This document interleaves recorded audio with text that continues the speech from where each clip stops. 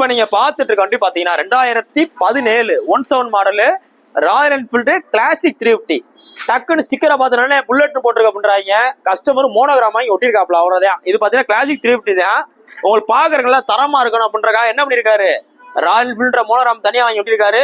Bullet 350 சும்மா காட்சிக்கு போட்டிருக்காரு. ஆனா இது ஒரிஜினலாவே கிளாசிக் 350 தான். வண்டியில குவாலிட்டியா இருக்கு. BS4 carburettor.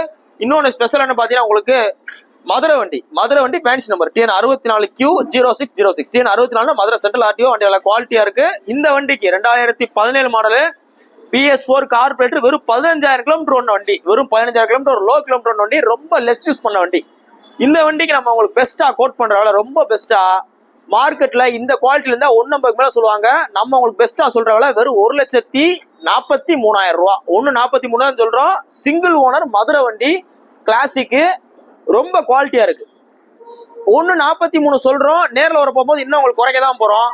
இன்னொன்னு பாத்தீங்கன்னா இந்த பட்ஜெட்டுக்கு இப்ப நீங்க 1,40,000 கூட வண்டி கிடைக்கலாம், 45,000 கிடைக்கலாம். ஆனா மதுரை வண்டி கிடைக்காது. 65 நம்பர் அதிகமா வரும், 63 வரும். சென்னை வண்டி வரும்.